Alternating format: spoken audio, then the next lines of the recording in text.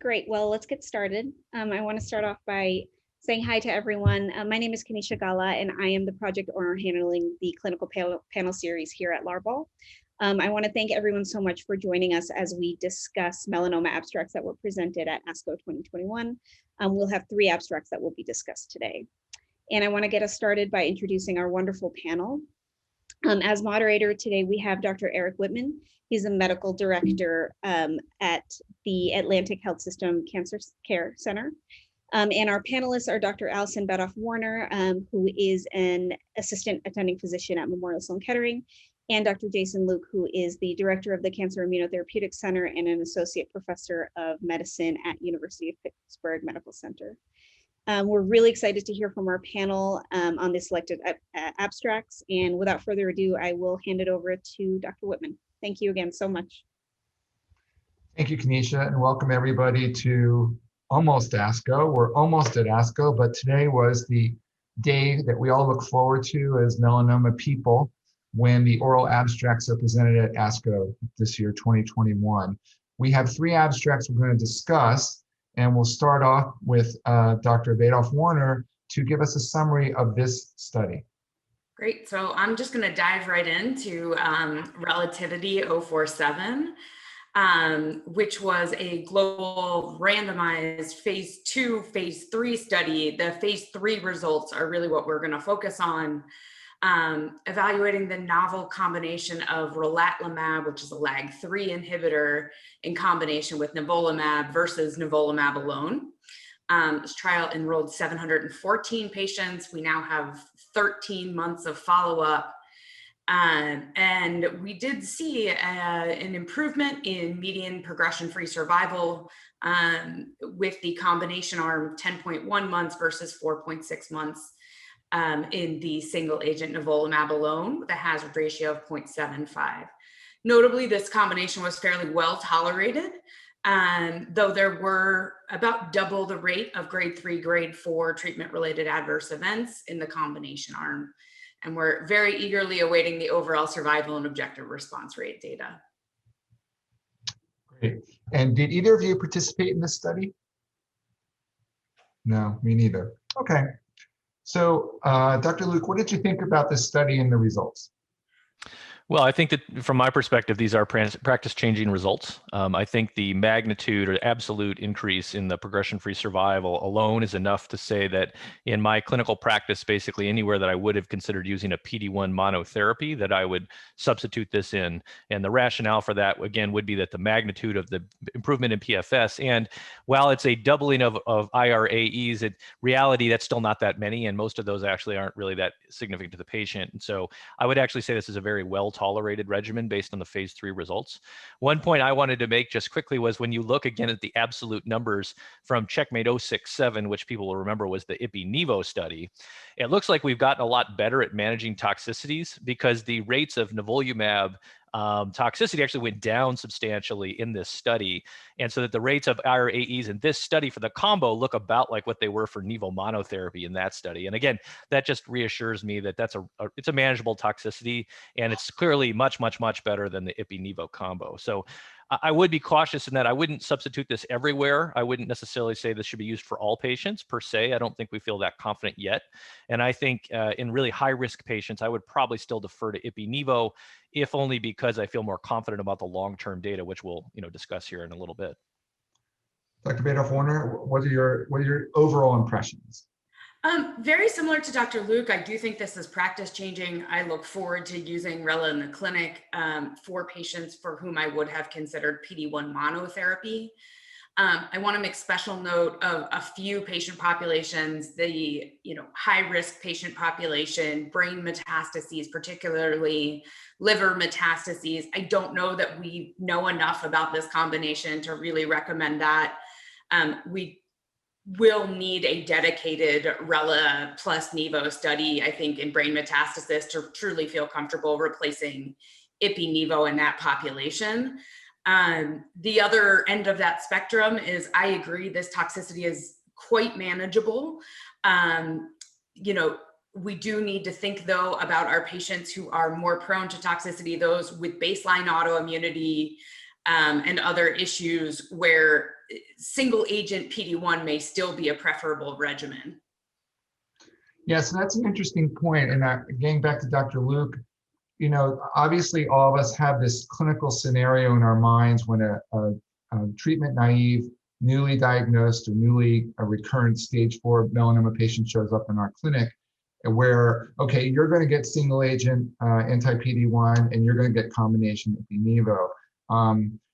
Dr. Luke, are you feeling right now, again, provided this goes forward and gets FDA approval, which will be key, of course, to being truly practice changing, do you feel right now that this would replace 100% or what percent of your single agent anti-PD-1 frontline therapy would this replace? You know, noting that that space of population is actually changing as we speak, I would say it would be a pretty high number. I actually don't think there's a huge population of patients that I would have already prescribed monotherapy to that I would continue to prescribe monotherapy to.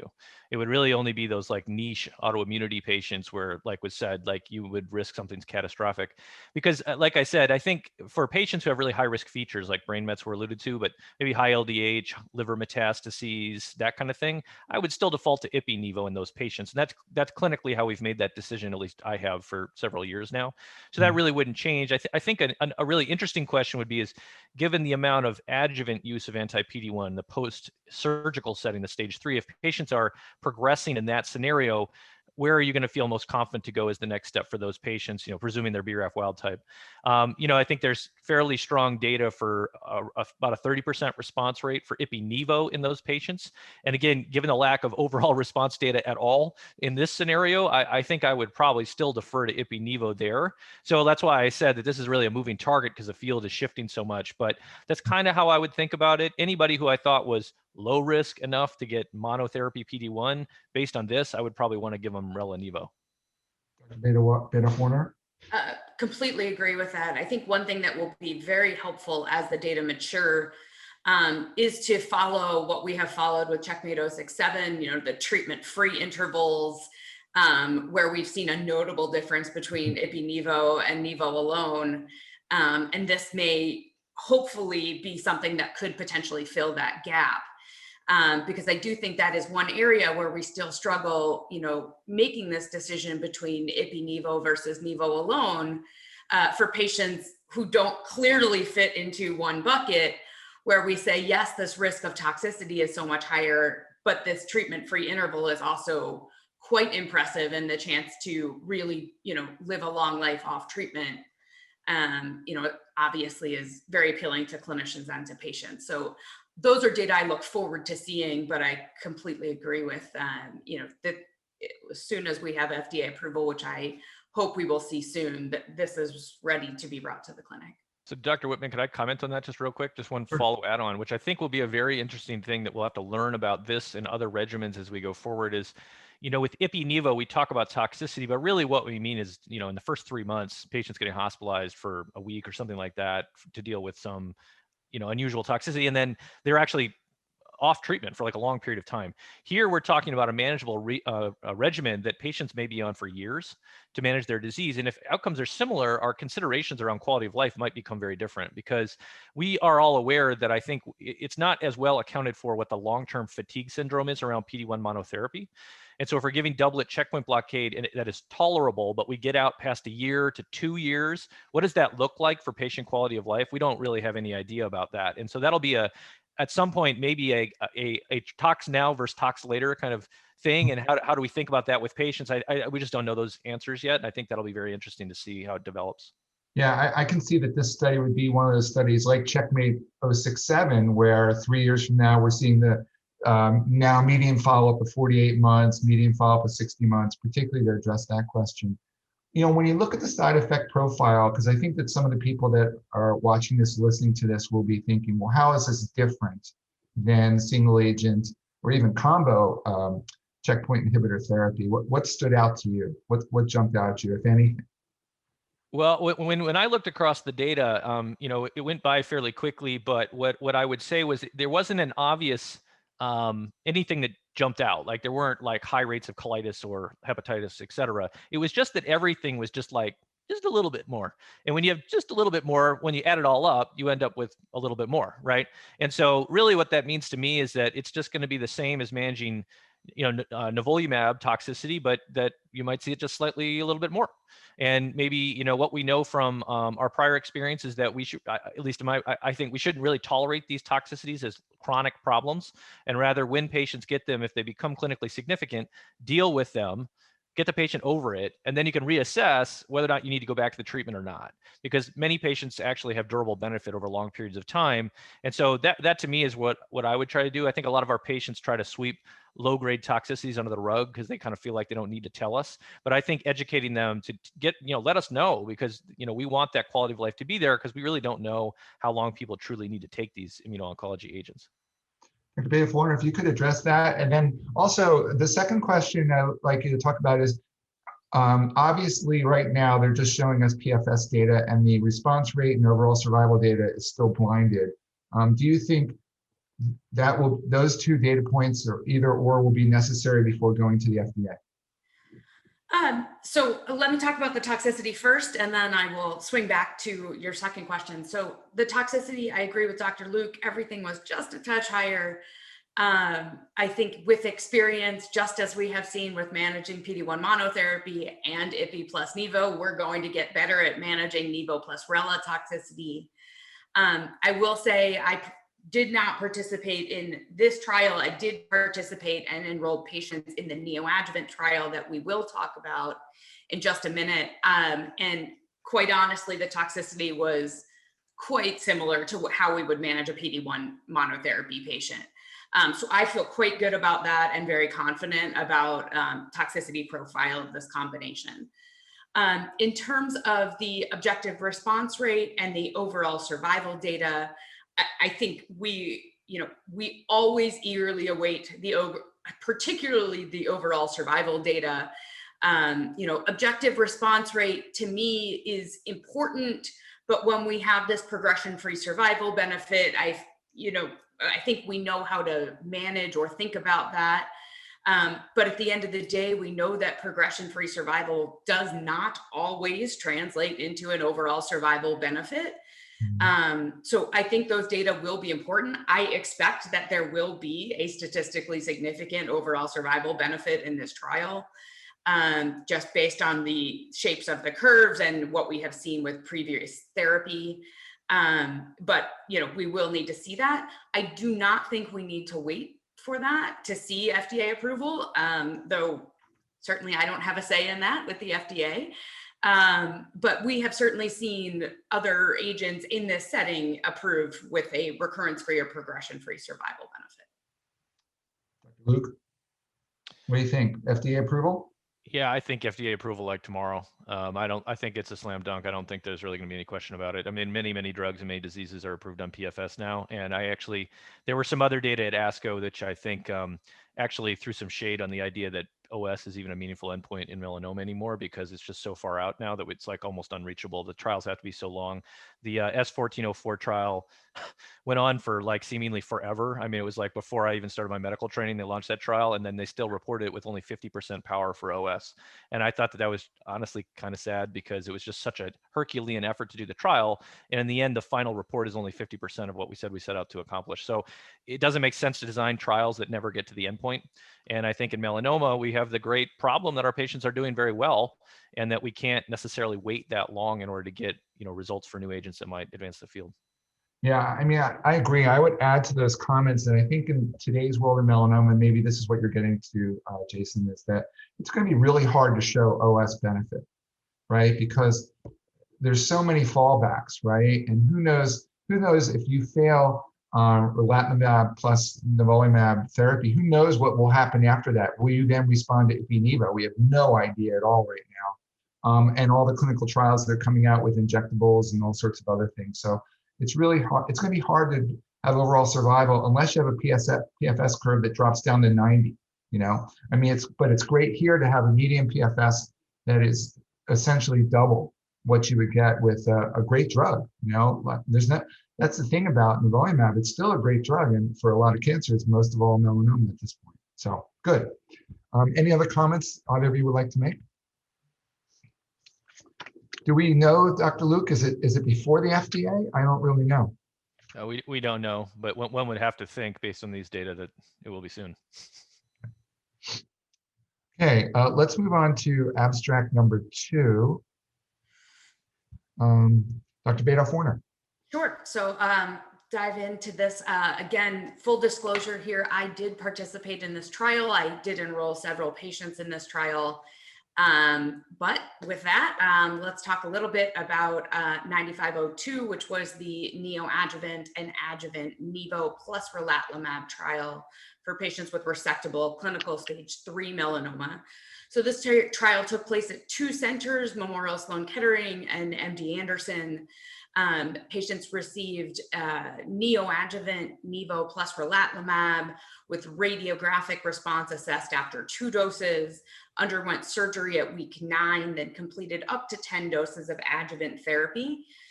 Some of the notable results here: of the 30 patients enrolled, 29 did undergo surgery.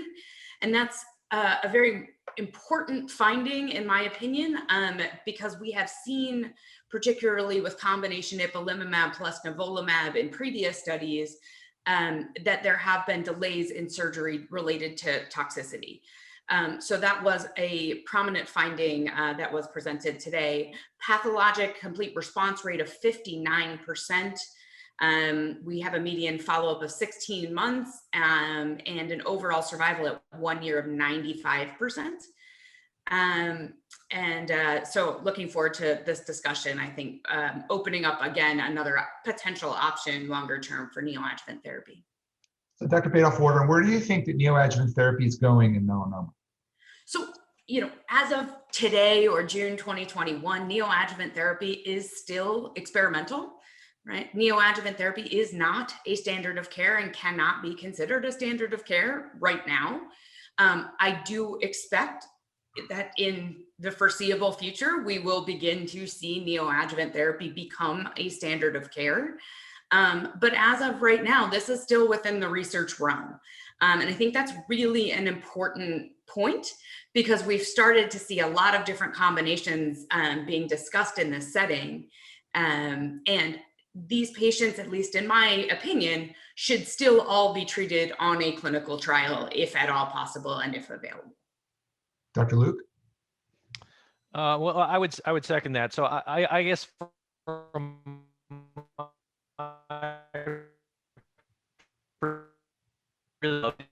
metastatic disease trial we just got done talking about. Dr. Luke, could you back, we have a lot of neoadjuvant trials.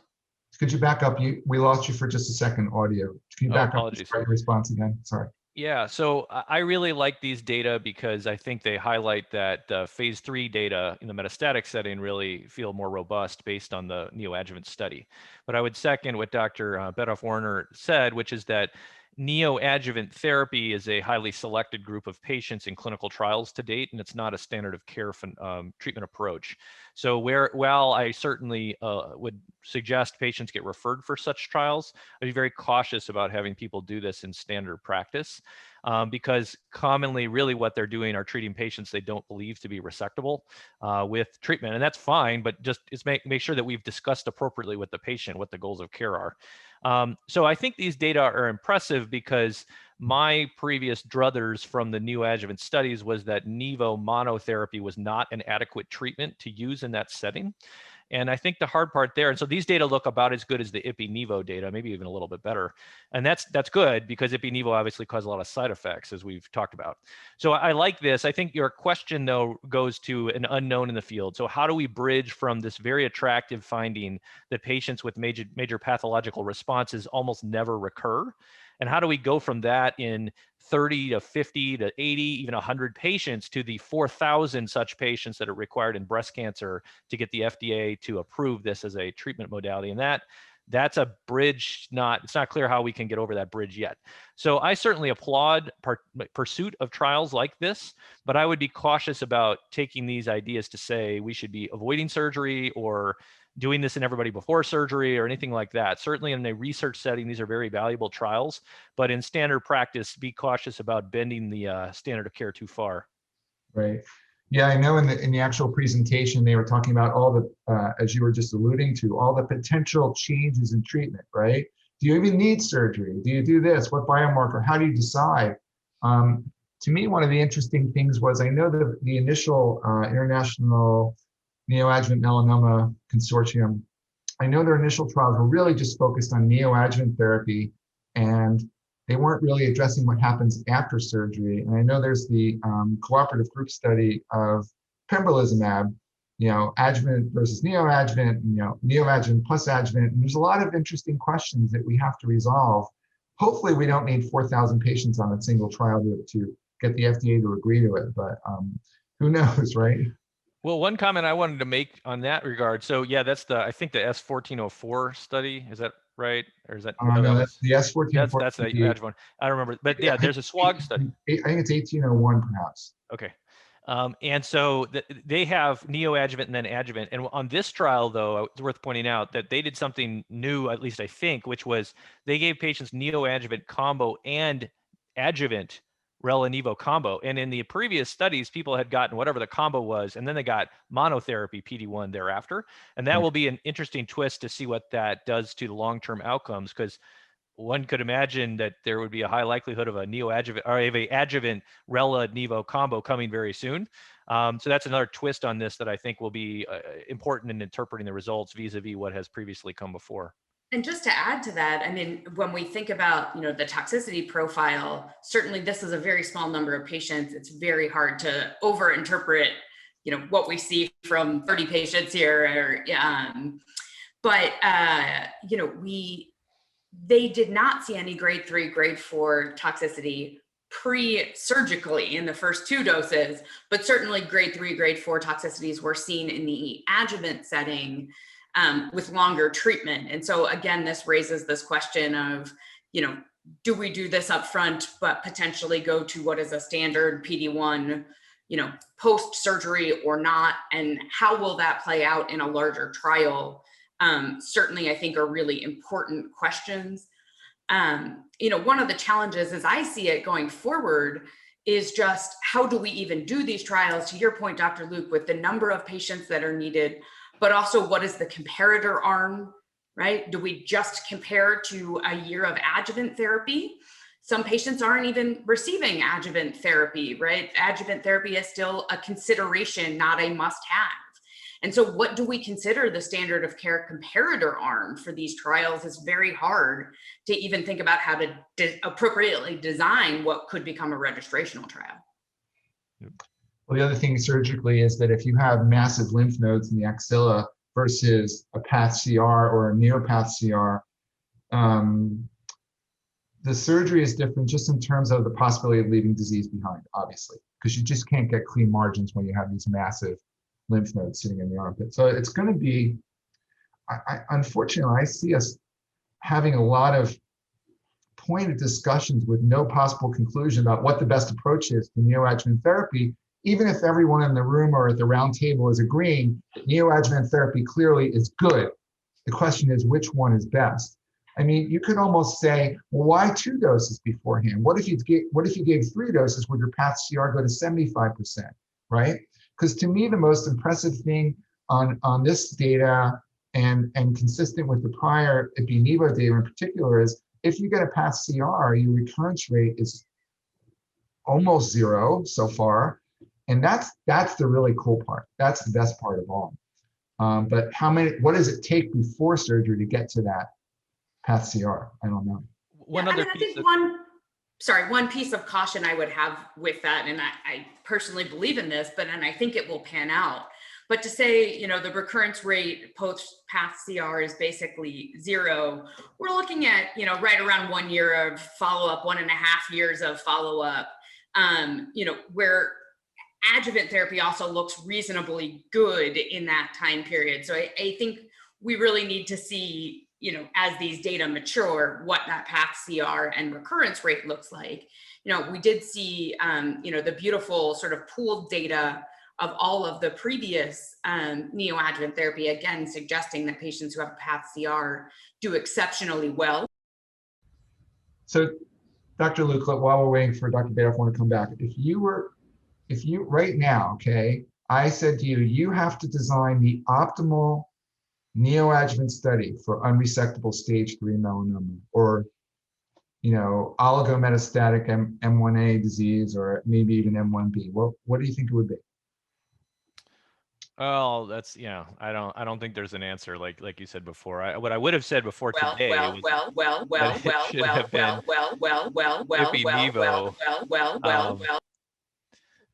that it should have been an Ipi-Nivo backbone for the neoadjuvant approach, because I feel like that's where the most convincing data is. But now I feel like that's a little bit in doubt.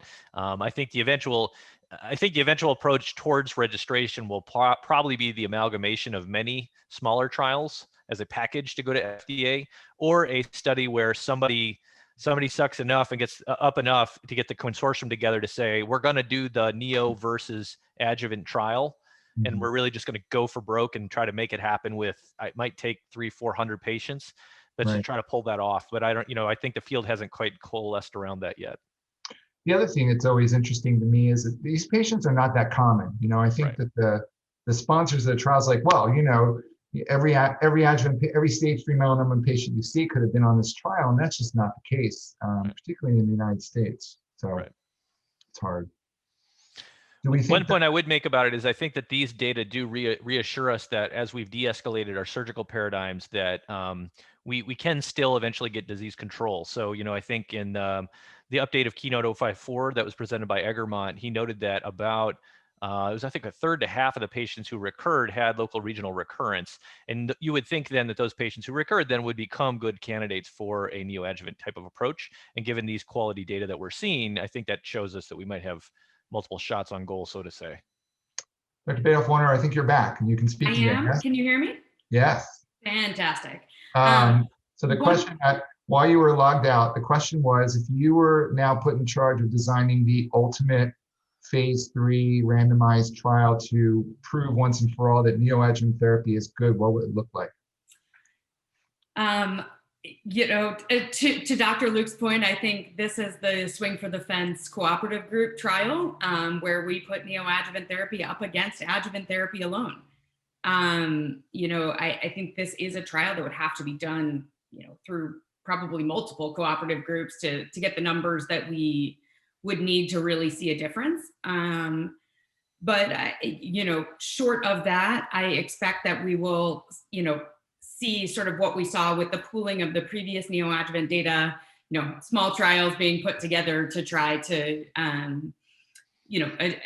find the data that we are looking for. I would hope that we will see a large cooperative group trial. I think it's important. I think this is a really important question for our field. And I think it will be practice changing one way or another, as right now there's equipoise. So I would love to see one of the groups, pull together and do this. Do you remember what you were saying before your audio went out? I'm sorry, I don't. I don't remember exactly where my audio went out, but I did want to make one key point, I think, that I didn't necessarily hear yet, which is that the radiographic responses and the pathologic responses do not always agree in these patients. And in fact, one patient on this trial had what appeared to be progressive disease by radiographic response and a pathologic CR at the time of surgery. And this reinforces to us just again that we still need to do surgery. Surgery is still relevant. And I don't think that, we can rely solely on radiology in these patients. Yeah.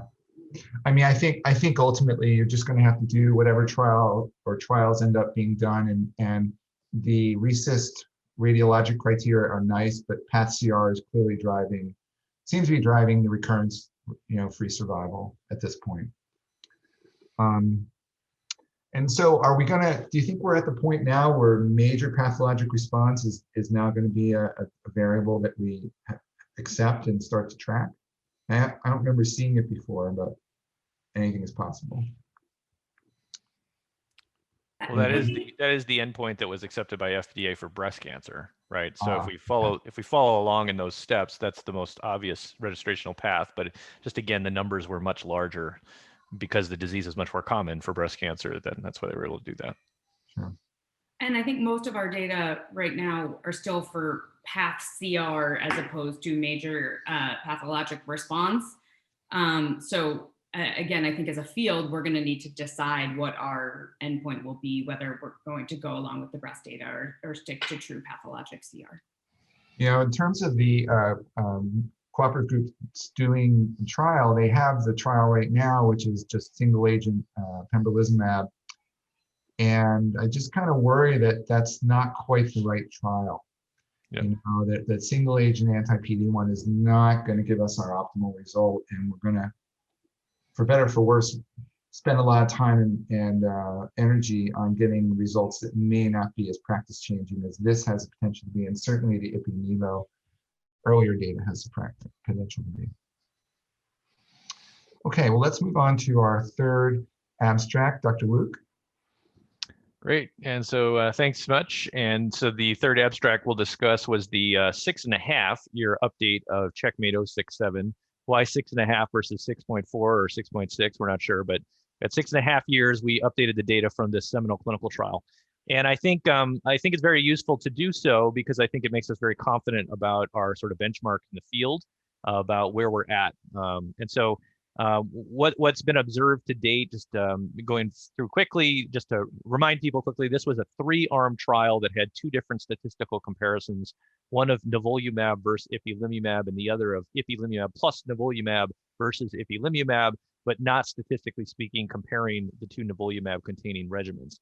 But what we see is that when you go out to 6.5 years, is that the median OS for the Ipi-Nivo arm was finally reached at 49% at 6.5 years. And so maybe they picked 6.5 years because it finally ticked under the median. And so then it was kind of an update. But that's just, you know, I say you can't emphasize how much an outstanding sort of, you know, benchmark that is in melanoma. And not to go off track because we're still talking about the data, but I mean, Eric will love this. I mean, when I was a trainee, kind of in around the sort of mid 2000s, and I told people I wanted to go into melanoma, they told me I was crazy because patients did so awful. It was the worst disease to work on, right? And now we're talking about patients on one trial living 6.5 years on the median, right? And so it's just unbelievable, right? So, but moving past that, I mean, they updated benchmarks at, you know, all the other sort of standard things, PFS, et cetera. There were a few other take-home points that I thought were interesting, which was the activity of the regimen for the combination Nivo plus Ipi disproportionately looked active in BRAF mutant disease, as well as in liver metastases. And these were observations that we've made before. So updating those data was not a surprise, but going back to our previous conversations about what regimen do we use in the highest risk disease, I think this again reinforces that for those highest risk disease patients, that reaching for nivolumab plus ipilimumab is probably the way to go. And they also updated the concept of treatment-free survival. So we discussed previously how patients who get nivolumab plus ipilimumab tend to have high-grade immune-related adverse events, and many of them come off quickly. But despite coming off quickly, they are able to maintain those responses over a long period of time. So there's something to be said for sort of like a bone marrow transplant, honestly, of getting a lot of toxicity immediately, but then having a very high quality of life and being off treatment, you know, for an extended period thereafter.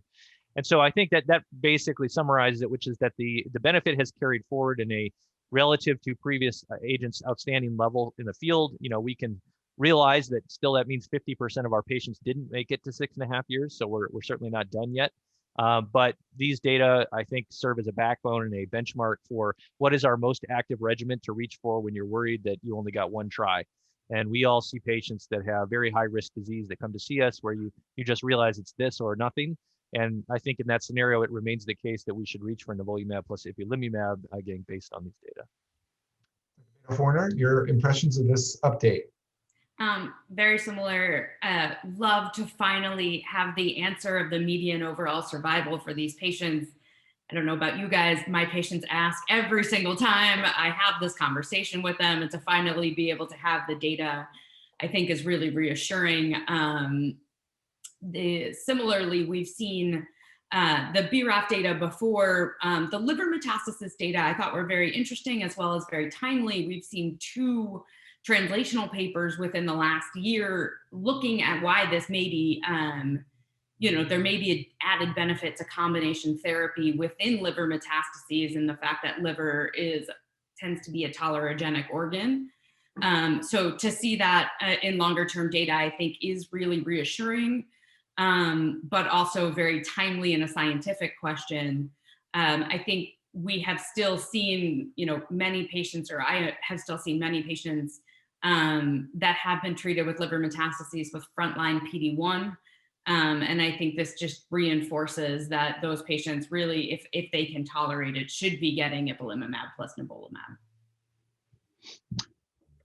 Great. I think the historical perspective is fascinating, as Dr. Luke pointed out. Dr. Betof Warner is way too young to know this, but I first became involved in melanoma clinical trials for metastatic disease in 1997. And you could fit all the melanoma focused medical oncologists in a single conference room holding about 25 people.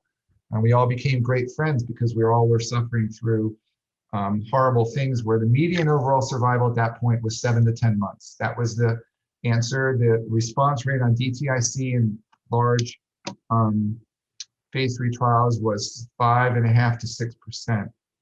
And I think that the 5-year overall survival in metastatic melanoma was around 5% before 2011. And so it's amazing to be able to tell patients that now it's over 50% 5-year survival, right? Even before this update, it was just amazing. And I remember Steve O'Day, one of our colleagues, getting up at ASCO probably 4 or 5 years ago now and saying, someday maybe we'll have a 50% 5-year survival OS for melanoma. And at the first, everyone's like, nah, wow, that would be amazing. And now here we are. And so good point by Dr. Luke. One of the questions I had that I don't think they really addressed was the treatment failure sites, because, as we've just pointed out, certainly with the liver metastases, it seems like that might be better with combo therapy. And also we know from other studies that brain metastases are more effectively treated by combo. Do either of you have any insight into that, the treatment failure sites? So I will put in a plug. There's a fantastic poster by one of our trainees, Kimberly Liu, at ASCO this year, looking at long-term survivors, 5+ year survivors, and their sites of recurrence. That is not specifically from Checkmate 067, though did include some patients from Checkmate 067. Out past 5 years, the recurrence rates are quite low, hard to determine a pattern, but CNS recurrence exceptionally rare, mostly nodal and a couple of visceral recurrences. Dr. Luke, do you have any clinical impressions based on your experience where people tend to recur if they get single agent? I don't. I don't immediately, and I guess I would just be cautious because we tend to be really biased towards the patients we see who either crash and burn or who do extremely well. And so I don't, it would be really nice to have a systemic approach to that question, because if you're looking at patients who are out more than 5 years, then obviously they've selected for a certain biology, right, that they're not going to be having brain mets, right? Whereas the people who progress at 3 months obviously are very different. And so I think it's hard to say. In my clinical practice, I haven't really seen anything that I thought was notable in that regard.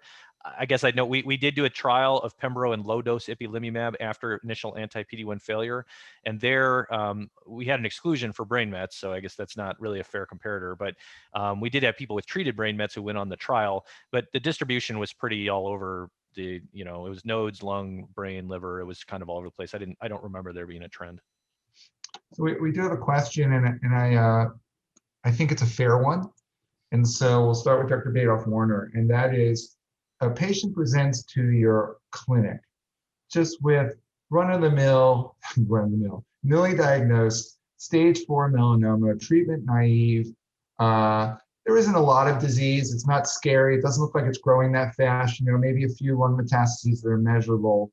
And so if you weren't going to enroll them on a clinical trial, because there aren't necessarily a lot of frontline clinical trials sometimes, how do you decide, do you give them single agent Nivo, or do you give them Ipi-Nivo? And how do you see that breaking down right now? What's the overall percentage? I'm not trying to say that's the way it has to be. What's your practice right now?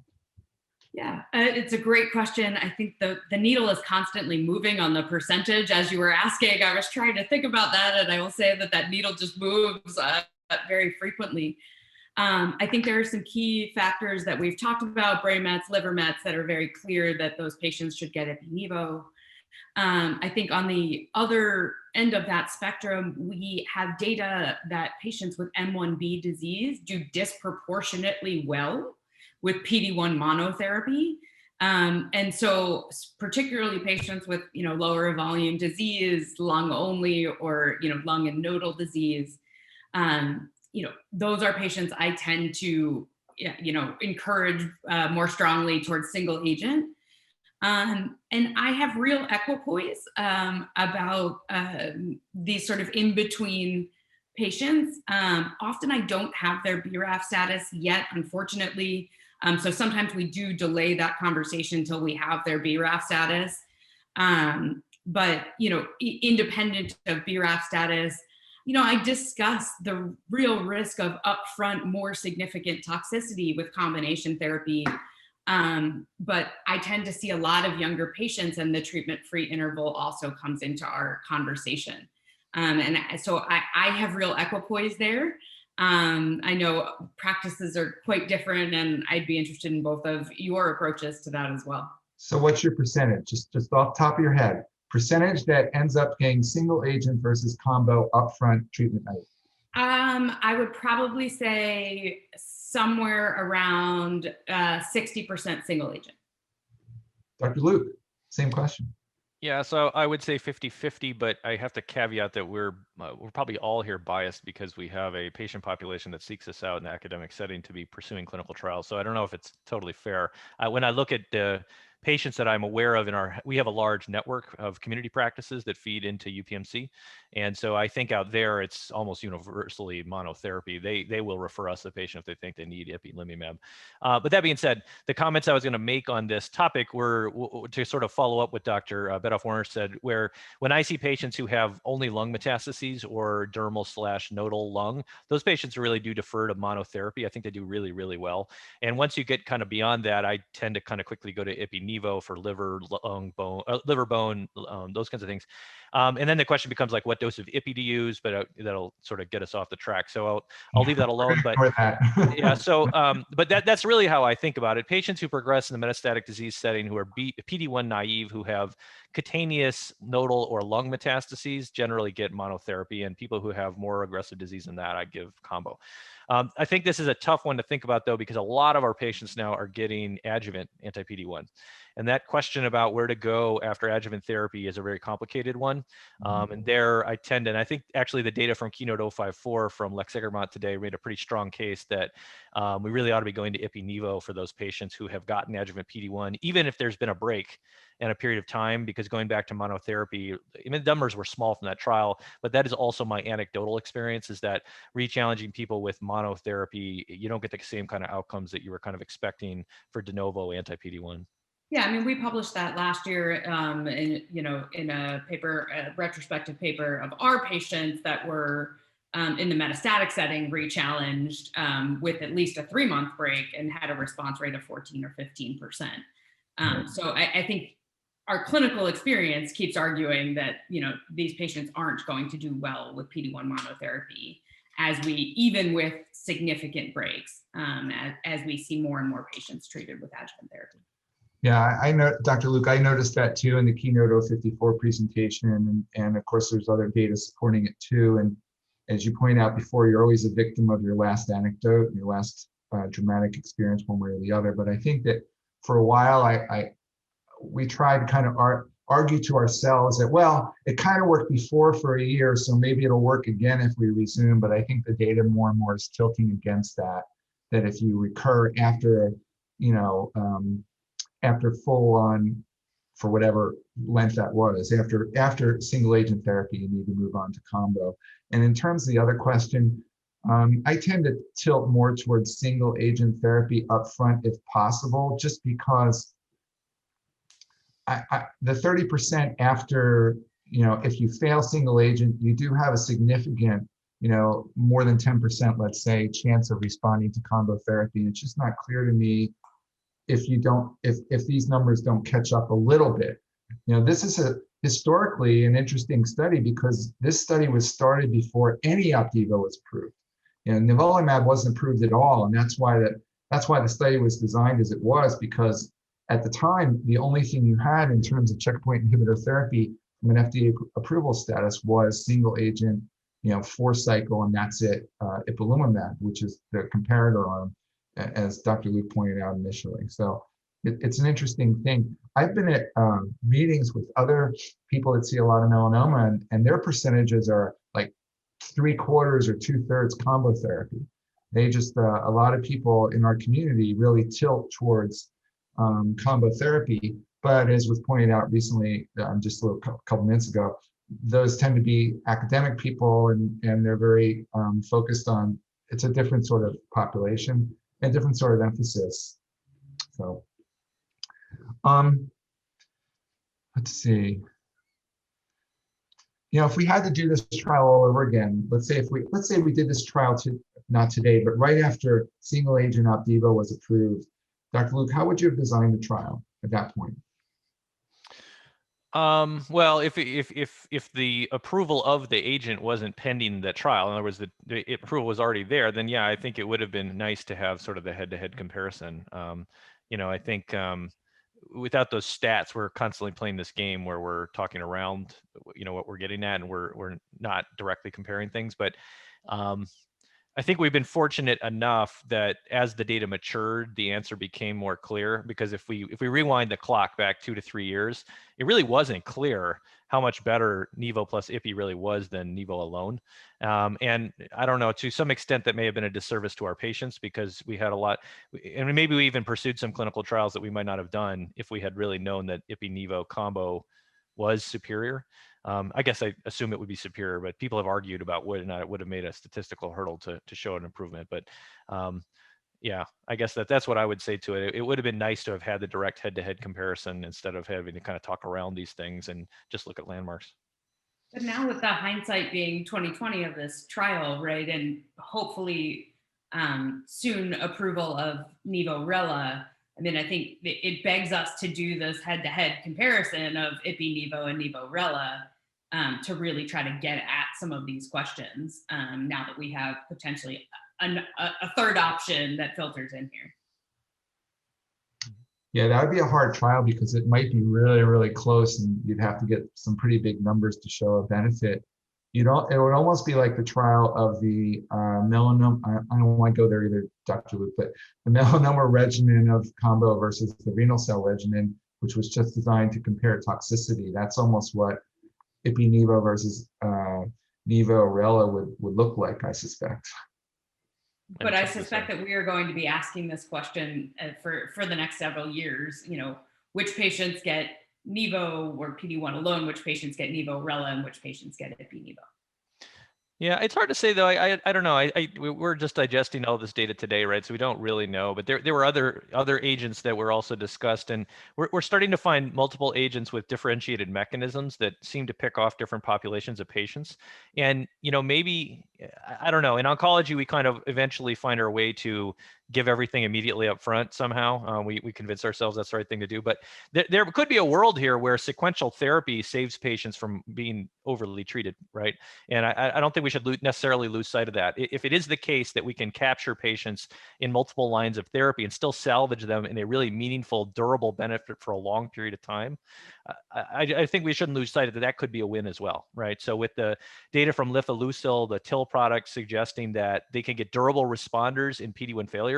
And our data for Pembro and low-dose Ipi suggested that some of those patients really had long-term benefit in second line. I mean, it does suggest that we could be nuanced and not, throw the kitchen sink at everybody who shows up. So I guess we'll see what happens. I always tell my colleagues, always beware of the medical oncologist who says that side effects are manageable. As soon as people say it's manageable, you're in trouble. If you're the patient, it's manageable for me. I'm not feeling it, but Yeah, right. I always worry about that. Let's see there. Oh, I had a question. So BRAF mutant patients, right? Patient shows up in your office, BRAF mutant patients. And Dr. Betof Warner, you get to go first because you alluded to this. Because a lot of us, I think, patients show up when we don't have the BRAF mutation yet. We'll presumably get it at some point fairly soon, depending upon the lab, but whatever. How do you decide between, immunotherapy and targeted therapy? I think seeing now, as we saw today, the Columbus 5-year data, we've previously seen the DAB-TRAM 5-year data. I think there's this general sense in our field that patients start with immunotherapy regardless of their BRAF status, unless they need a very rapid response, or they have brain mets on steroids, some compelling reason not to give immunotherapy. And I think that we are missing potentially a population here of patients who can do very well long term without some of this risk of permanent and even life-threatening toxicity, as we've talked about, myocarditis and other patient deaths. So I think this conversation is becoming increasingly nuanced, actually, not less so, as we see more and more follow-up with patients with targeted therapy. Certainly, the 5-year, progression-free survival and even OS data with BRAF MEK therapy does not match what we have seen with immunotherapy. But I don't know that we need to limit ourselves just to patients who desperately need a response tomorrow, or they're going to die of rapidly progressive liver disease, or we're just trying to get them off steroids for their brain metastasis.